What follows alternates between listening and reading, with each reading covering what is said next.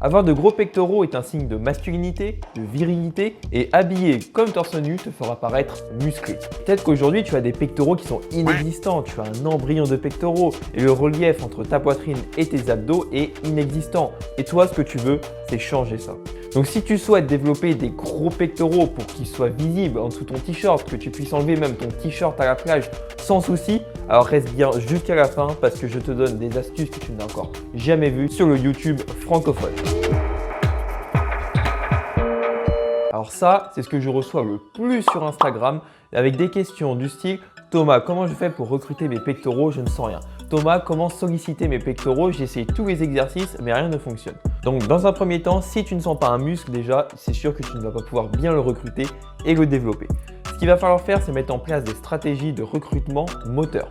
Alors si tu ne sens pas tes pectoraux, il y a deux grandes raisons. La première, c'est que tu fais mal tes exercices. Donc si tu les fais mal, corrige-les, regarde des vidéos sur internet, lis des articles sur comment faire, filme-toi et ensuite améliore ta technique. Généralement, la grosse erreur technique que l'on fait pour les pectoraux, c'est qu'on ne serre pas suffisamment les omoplates vers le bas. Si tes omoplates se défixent durant ton mouvement, tes épaules vont intervenir. La deuxième raison, c'est une raison génétique. Alors peut-être que tu as des insertions qui sont assez courtes. Pour la génétique, il y a aussi tout ce qui est la longueur des membres. Si tu as des très longs membres, par exemple sur les développés, tu vas énormément aussi étirer tes épaules. Tout ça, ce sont des facteurs qui vont en fait entraver le recrutement de tes pectoraux. Donc maintenant, pour bien recruter tes pectoraux, il va falloir que tu choisisses de bons exercices. Des exercices où tu arrives à bien sentir tes muscles. Pas des exercices où tu vas avoir les épaules qui vont trop intervenir, où tu vas avoir les triceps qui vont trop intervenir. Par exemple, si tu sens uniquement tes triceps durant tous tes développés et pas tes pectoraux, tu évites tous les mouvements de développé. Tu fais des écartés qui permettent de désactiver tes triceps.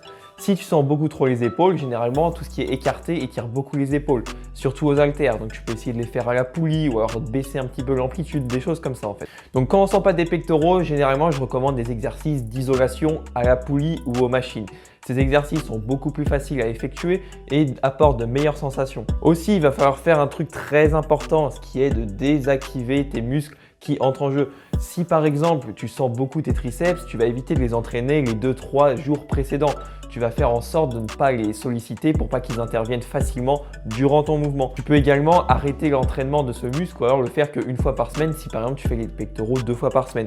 Le but va vraiment être de mettre ce muscle complètement sur le côté pour que tes pectoraux rentrent en jeu et que ce soit eux qui sont sur le devant de la scène. Cette stratégie de mieux recruter les muscles va prendre un certain temps chez certaines personnes et peut aller assez vite chez d'autres. Généralement, si tu es bien entouré, tu as par exemple un bon coach ou alors tu sais bien faire les choses, tu vas mettre peut-être 1 à 2 mois. Mais les personnes qui font un petit peu mal les choses, qui ont plus de mal à mettre tout ce que je viens de dire en place, peuvent mettre entre 4, 5, 6 mois, des fois même 1 an. Alors maintenant, tu arrives à recruter tes pectoraux, tu n'as plus de soucis. Comment faire pour les développer ? Alors je te recommande de faire majoritairement des exercices polyarticulaires. Ces exercices te permettent de prendre de plus grosses charges et donc de mettre plus de tension sur tes muscles, contrairement à des exercices d'isolation. D'ailleurs, à la toute fin de la vidéo, je vais te donner une séance à faire si aujourd'hui tu souhaites développer de gros pectoraux rapidement. Pour les exercices des pectoraux, il y a le développé couché. Après, à la barre ou aux haltères, c'est toi qui vois où tu as des meilleures sensations. Même si anatomiquement, on dit que le couché barre n'est pas forcément optimal parce qu'on ne peut pas vraiment rapprocher les mains, ça ne veut pas forcément dire que tu ne vas pas avoir de super pectoraux.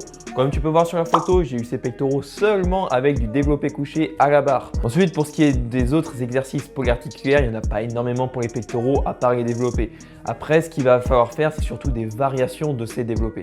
Pour le nombre de séries de répétitions pour les pectoraux. Alors déjà, pour le nombre de séries, en général 8 à 12 séries vont amplement suffire dans la semaine. Alors pourquoi? C'est parce que les pectoraux sont des muscles qui sont assez gros, qui permettent de prendre de grosses charges et donc qui fatiguent plus rapidement. Pour le nombre de répétitions, je te recommande de faire une séance en légère et une séance en lourd. Pour la séance lourde, tu fais entre 6 et 12 répétitions et pour la séance légère, tu fais entre 10 et 20 répétitions.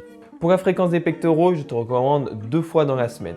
Une, des fois, c'est un petit peu léger et 3, ça peut être vite trop. Donc, je te recommande de partir sur 2 fois et ensuite tu adaptes en fonction de tes résultats. Alors, pour l'échec musculaire, je en parle dans toutes mes vidéos, mais tu sais très bien, je déconseille surtout sur les gros développés qui permettent de prendre de lourdes charges. Donc, ce que je te conseille, c'est souvent de laisser entre 2 et 3 reps en réserve. Et sur les exercices d'isolation, tu laisses entre 1 à 2 répétitions en réserve. Alors là, écoute-moi bien parce que c'est ce qui va te permettre de perdre le moins de temps possible. Il faut que tu arrêtes de faire des exercices qui sont inutiles, des exercices qui ne vont pas t'apporter de gros pectoraux et qui vont te faire perdre du temps tout simplement. Dans ces exercices, je peux nommer le squeeze press. Cet exercice te met dans une position où tu vas en fait plus recruter ton épaule, ton avant de l'épaule. Si tu remarques, quand tu fais une poussée comme ça ressemble à une élévation frontale. Donc pourquoi faire ça quand tu veux des pectoraux? Le deuxième exercice, c'est le around the wall.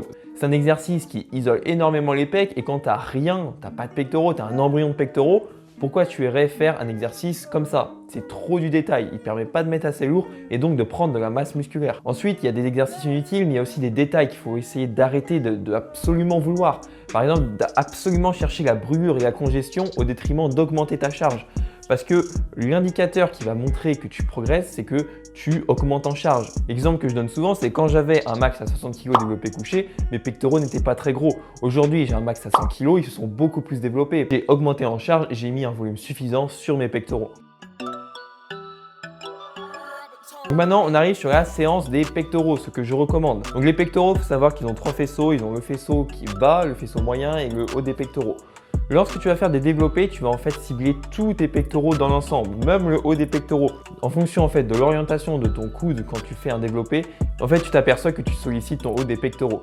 Et tout ce qui est des développés inclinés, et en fin de compte, ça va pas plus solliciter ton haut des pectoraux, mais ça va faire énormément intervenir ton avant de l'épaule. Donc comme je t'ai recommandé, c'est faire 2 fois les pectoraux dans la semaine. Donc lors de la première séance, tu vas faire du développé couché, 2 séries de 6 répétitions et ensuite 2 séries de 8 répétitions. Lors de ta deuxième séance, tu vas faire du développé couché cette fois aux haltères. Tu vas faire 2 séries de 10 et ensuite 2 séries de 12.